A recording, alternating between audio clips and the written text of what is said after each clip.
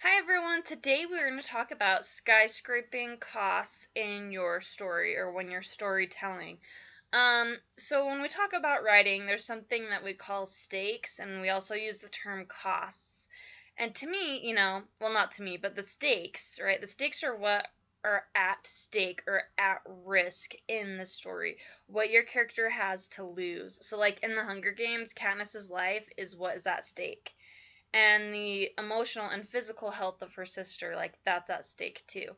So if Katniss doesn't win the Hunger Games, she'll die and Prim will be devastated. In some stories, maybe it's a relationship that's at stake. Like if you watch like a lot of 90s movies, a lot of them are about this relationship between like a father and son, and that relationship is at stake because like the father works too much.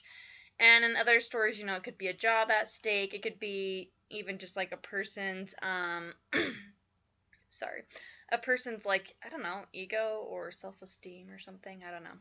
Okay, so the costs to me are what the character has to do or give up to reach a goal and save those stakes. So like in the Hunger Games, it costs Katniss like some of her identity. Like at the very end of the book, she grows more and more confused over what part of her is real and what part of her is just like trying to survive.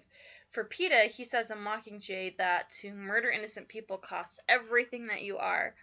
For the 90s movies, the dad usually learns some valuable lesson about the importance of family, and he has to tell, work to kind of shove off so he can spend time with his son, and it costs him work. In Interstellar, there are like multiple stakes going on, and each one is like incredibly high. And note that in the strongest stories, the stakes are going to broaden, meaning that the conflict gets bigger and includes more stuff in it. And or they're going to deepen. Most stories that are really strong do both. So the conflict is going to become more personal. That's what I mean by deepening. So the Nolans, they have like they have both broad and deep stakes to play with in this story. Okay, so let's talk about some of the stakes in that show. So we have like the fate of the human race, obviously. This is both for like humans currently alive and also as a future species, so kind of a big deal. And it even goes with kind of smaller, right? We have Cooper and all the astronauts, their lives are at stake. What is their fate going to be? As both literally and kind of in a more abstract sense, right? The fate of the human race, meaning like their quality of life, not being able to live like a real full life, dealing with the chance of maybe being lost in space for the rest of their lives. Like what Romilly thought. It's the stake of like a wasted life. And Cooper's relationship with his children, that's at stake. Never being able to see them again, that's something he's worried about. Never being able to make things right with Murph, and to some extent, Tom. And it's like, okay, wow, each of these stakes, like, they're pretty heavy duty. But you can see how some of them are broad and some of them are deep. And I should probably note that those terms come from David Farland. He talks in his book Million Dollar Outlines about how we either want to broaden or deepen conflicts through the middle. Anyway, but these things, they aren't just like kind of broad. I mean, like they're really broad. Like the fate of the whole human race at the present and in the future, like that's a really big deal. And like they aren't just kind of deep, like they're really deep. Like the relationship between Cooper and Murph is super deep. It's deep enough to like be able to save a whole species. What's also interesting to know is that each stake has two sides, like two aspects to it, which makes them even more complex and more interesting. So, like, they're manifested in two different ways. Either it's like, a personal way or a bigger way. Anyway, the stakes in and of themselves like are great enough for like writing a great story, one that will just keep us on the edge and make us emotionally invested. We can see big, huge stakes like this in epic fantasies and probably like most superhero movies to an extent. But there are some limitations there because I mean we can usually assume the superhero's like not gonna die and etc. And we expect the world to be made right by the end. So the stakes are high in Interstellar in and of themselves, but the Nolans actually like skyscraped another element to take tension and emotion to like new heights, which was the costs. Now, the concepts of stake and cost, like they can kind of overlap. Sometimes they can like stack on top of each other and feed into each other for like stunning story effects, and like I'll get to that in a second. But just keep in mind that yes, some of the costs are the same as the stakes, but that's because they're the costs of different stakes. So like if that's confusing to you, just like hang in here for a second. So I'm gonna talk about some of the crazy costs in play in Interstellar. So obviously time, right? It takes time to carry out the mission, a lot of time. It costs all the supplies, all this fuel. It costs people their lives before Cooper goes out into space, right? 12 other astronauts have already gone out to 12 planets. So Cooper can only visit up to 3 planets, and he can save only up to 3 people. And even those people who have given up parts of their, like, quote, abstract life, like their life experiences, um, they've given that up to try to make this mission work. So Cooper's mission also costs people their lives, right? There's Doyle's life and Romley's life. They lose that and we don't get that back. There's loss of family relationships. The mission means losing family relationships. Sometimes that's physically by death, other times through like emotional distance, and frankly, just like the idea of missing out on a loved one's life. Not only are the stakes like high, but the cost to succeed at saving the human race are very high. And then the Nolans, they ramp up these costs to new heights and like new extremes. So time is a cost, right? It's a cost in lots of movies. Lots of movies, time's important. We got to do this before the bomb blows up. Etc. But in Interstellar, we aren't talking about like losing time as we know it.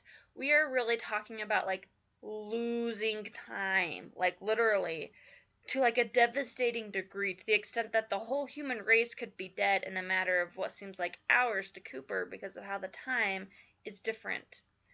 For the supplies, like as the movie progresses, the Endurance starts to lose fuel, right?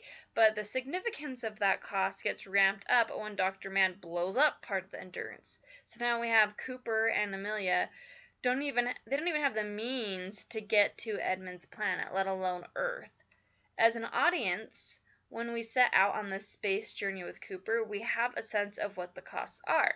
But the Nolans totally skyscrape them and do so very quickly, like on the first planet that the team visits. The cost of visiting the first of the 3 planets is extremely high. A newer writer would never like think of skyscraping the cost of the first planet like that, and I'll explain why in the future. But well, I can say real quick right now, because usually people think of like saving those extremes for like more towards the climax. But but the Nolans didn't, which gave him a higher bar to have to try to jump over. But anyway, so the Nolans, they kind of like, well, they really skyscrape the first planet that they go to, and they're amazing writers, and they can do that. So just to visit Miller's planet, right, it costs time. 1 hour equals 7 Earth years. Like, that's crazy. So Miller's planet costs them 23 Earth years to go to and visit. It costs lives. Miller's already dead, right, when they get there. It costs her life for her to visit that planet. Then we have Doyle dies. And Romley loses years off his life waiting for Cooper to come back to the Endurance. They lose supplies. Now they don't have enough fuel to visit Mann's and Edmund's planets and make it back to Earth. It costs relationship. Cooper has missed 23 years of his children's lives, and he can't get that back. It's gone. Not only that, but he's lost communication with them. It's like, what the heck? Like, we've lost so much just in that first planet that we've gone to.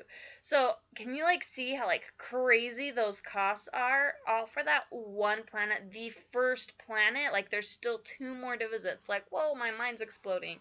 So, the Nolans just took all the costs and skyscraped them, like, beyond what we had ever expected. Beyond what we had even imagined. Like, it was shocking, and it's devastating. And it's like, the result? What's the result? Well, we had a huge, extremely powerful emotional response to that. And after all these crazy high costs, We have to sit with Cooper and watch like the whole 23 freaking years of his children's lives in like a matter of minutes. And it's like, ugh, the condensation of that makes it incredibly strong and powerful. And like the result of that, especially paired with the pairing emotions that I talked about last time, the opposites, like we get this sharp, sharp heartache. And if you even just watch those videos with Cooper, you'll see how the Nolans are still within those videos. They're pairing opposite emotions to make each one sharper.